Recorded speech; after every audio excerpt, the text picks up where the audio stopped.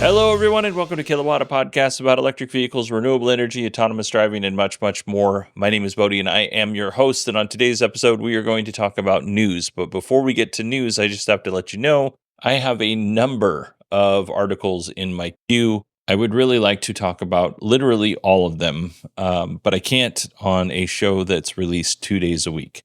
So what I'm going to do here is I'm going to release a show once a day until that queue is cleared out. Now, just to give you an idea, before I started preparing for the show, I had 77 articles to go through. After I went through them and wrote this show, I knocked that down to 50 because some of those are repeats. Some of them, once you start reading into it, you're like, you know what? There's really nothing here in terms of news. So, you might get 3 episodes this week. You might get 4, probably not much more than that. But I just want to let you know you're going to get more than the 2 standard episodes this week. All right. I had a lot more to say on that, but honestly, I don't want to waste your time. So let's move into our EV news. We recently talked about Rivian restarting construction on their plant in Georgia for the R2 and R3 vehicles. Now, they haven't started construction just yet, but according to filings, it looks like production won't begin at that factory until sometime in 2028, and that's the earliest in 2028. Once the factory is up and running and they reach scale, they will be able to produce 400,000 vehicles a year, which is pretty good. Until then, production of the R2 and the R3 will take place at Rivian's Normal, Illinois plant, which is where they build the R1 platform, the R1S and the R1T. By doing this, by moving production initially anyways to the Normal plant, it actually saves the company $2 billion and will get R2 to market faster. So that makes sense. Our next article comes from Allison Sheridan. She tipped me off to this. EV sales are up 30.5% around the globe in September. So that's really good. In the United States and Canada, sales were up 4.3%, which is right around 150,000 vehicles delivered in that time period. And in Europe, sales were up 4.2%, which equated to 300,000 vehicles. But China led the way in terms of sales. Sales were up 47.9% in China, which was about 1.12 million vehicles. So all in all, EV sales on the rise, a little bit here and there in the United States, Canada, and Europe, and then a significant amount in China. Nissan is recalling 23,877 Nissan Leafs because of a potential high-voltage battery fire.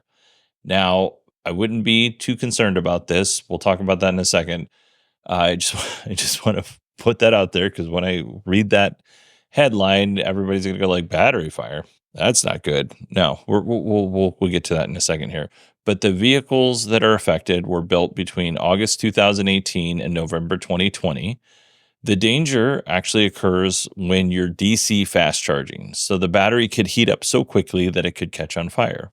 And you might be thinking to yourself, well, that's okay. The car is going to tell me that the battery's getting too hot. Well, it turns out there are no audible or visual warnings when this occurs.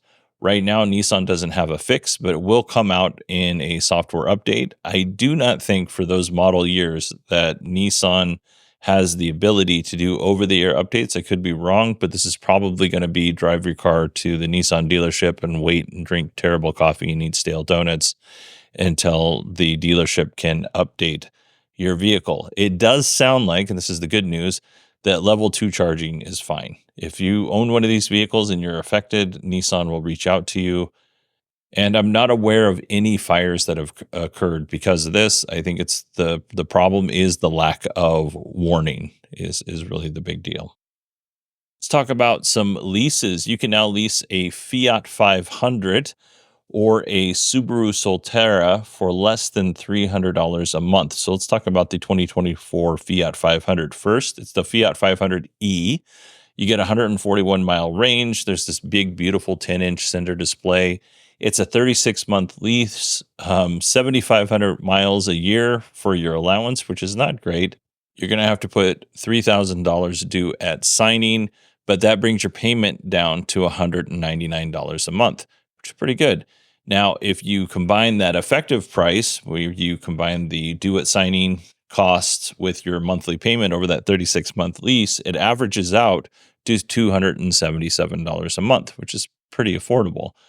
And then you go to the 2024 Subaru Solterra Premium.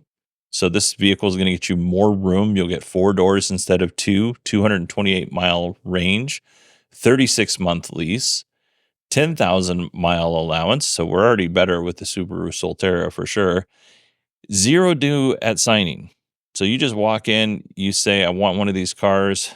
Great. 0 due at signing.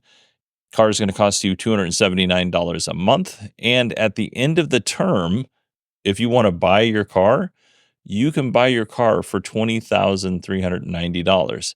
So this is actually a $46,000 car that you're effectively buying for $30,000 before tax and licenses and all that stuff, which is not a bad hack if you're looking to get into a cheap EV and you think the Solterra is a good looking car and a car that's right for you. And if you're looking for something a little bit bigger, then look at the VinFast VF8. The VF8's a really good sized SUV. You're looking at 264 miles of range, 36-month lease, $894 due at signing, and it is $199 a month.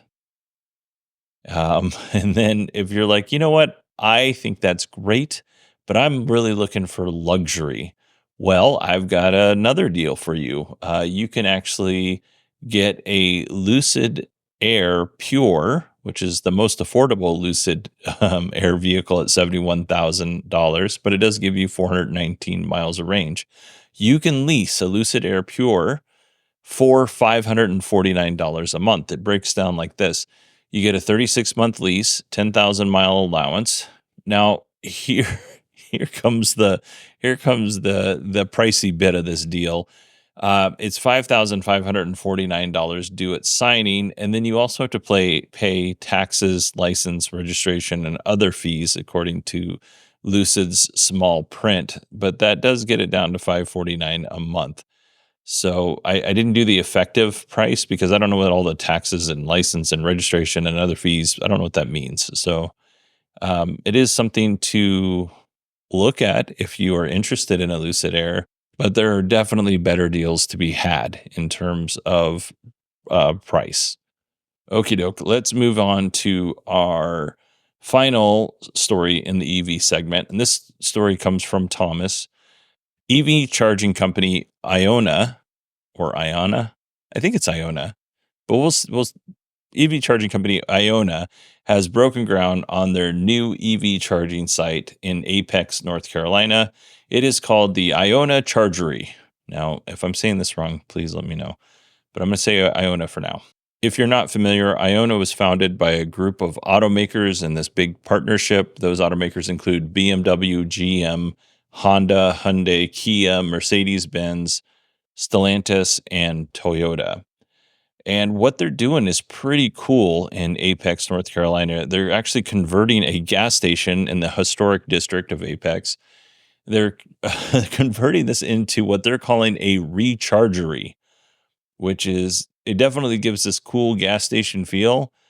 I hope the name doesn't stick. I don't love the name Rechargery. Where are you going? I'm going down to the Rechargery. It doesn't sound great if you're asking just my opinion on this. This charging station is going to feature 10 parking bays with CCS and NACS connectors, so you can charge whatever vehicle you happen to have. It'll deliver 400 kilowatts and will accommodate vehicles that are built on an 800-volt architecture. And actually it said 800 plus volts. What that means exactly, I don't know. But 800 volts, you're fine. Now, what are you going to do once you're there? Well, there's actually a lounge that you can go in and get food, coffee, any other type of beverage. There's Wi-Fi. It's going to be pet friendly. And Apex, North Carolina isn't the only place that they are building these. There's another location coming soon in Houston. All right, before we get to our Tesla news, I do want to take a second and just mention that we do have a Patreon for this show where you support the show directly. So the show is supported by two methods. One is listener support through Acast Plus and Patreon, and the other one is ads. At any level, if you listen to this, if you support the show on Patreon Plus or Acast Plus, you don't have ads. And if you do have ads and you are supporting the show, let me know, and we'll make sure that we point you in the right direction so you can get your Patreon feed or Acast feed, so you don't have to listen to the ads. But all of the money goes back into the show. None of the money goes into my own pocket. All the money goes back into paying for all of the services that I have to keep this show running. And then also, I'm going to be using some of that money to go to Vegas to CES this year. And that's a pretty expensive trip. I'm not going to lie. I'm already into it for right around $700, and I'll be driving myself there. So that's just hotel cost. It's not cheap to stay in Vegas. And I stayed at one of the cheaper places, but they hit you with all the taxes and fees, and then I get a resort fee for every night that I'm there, which is great. Vegas isn't what it's used to be. Let's just put it that way. But anyway, if you want to support the show for $1, you get an ad-free experience. And now I'm not making much money on that. That's tens of cents. But it does go a long way to show your support. And that's all I ask for is $1. At some point in time, that dollar tier is probably going to go away because all this stuff between Patreon and Apple, which I'm not going to go into here. So if you would like to lock yourself in at that $1, because if you're locked in, I'm not going to take it away. Go to patreon.com/kilowatt, or you can look in the show notes, and you can also find that we are supported through Acast Plus. And I'm also looking into using a service like Substack as another method of you being able to support the show, because I know not everybody loves Patreon. And then I get that. And by the way, not everybody loves Substack either. They have their own set of problems. But we won't get into that either. But the point to this is, if you want to support the show, please do. It means a lot to me, and it does help cover those expenses. Like I said, the monthly costs of doing the show, and then on top of being able to go to CES and look around and talk about all the cool stuff and do a bunch of interviews. I'm really, really excited. I'm looking forward to it. All right, let's move into our Tesla news. And we don't have very much in this regard in the Tesla news. I'm going to talk about very, very few people's favorite subject, which is unions and Tesla. I actually get quite a bit of mail on this, so I expect mail in the future. Here we go. Back in February, we talked about Tesla Sweden not following the Swedish norms when it comes to labor laws. So, and I would say labor norms instead of labor laws. And here's why I say that. In Sweden, from what I understand, I'm not an expert on this. From what I understand, the Swedish government does have protections in place for workers in terms of labor laws specifically, but they let the labor part and the management part work out what those labor regulations look like. So 90% of Sweden is union. So 90% of the people who are labor in Sweden belong to a union. But the 10% that don't, most of those workers, if not all, again, this is a lot that is outside of my domain of expertise. But most of those workers, if not all, still fall under those labor management negotiated rules. So I'm going to do my best to explain this. Sorry, give me a second. If I was going to give you an example, if I was a pipe fitter in Sweden, right, and I did not belong to a pipe fitters union in Sweden, I would still fall under these labor management negotiated rules between the pipe fitters and management, right? It doesn't necessarily transfer over if you're a cafe worker in Sweden. The rules for cafe workers and the rules for pipe fitters aren't going to necessarily be the same. It's what is negotiated in that category of work, right? There could be some crossover for sure. The problem is Tesla doesn't want to work through unions in Sweden, even though, or even follow labor norms. And by the way, Tesla's defense on this is that they are providing more than what the norms are. I don't know if that's true or not, but that's what they say. All right. Hopefully that wasn't too confusing. Now let's get back to the problem at hand. The labor union, in this case, that would cover most of the Tesla workers, if not all, is called IF Metal, and it's two L's at the end. They called on Tesla workers to strike because Tesla wasn't following, in their opinion, the labor norms of that country. And it sounds like some of the Tesla workers did, half-heartedly strike. They didn't go to work, but for the most part, Tesla workers were still going to work.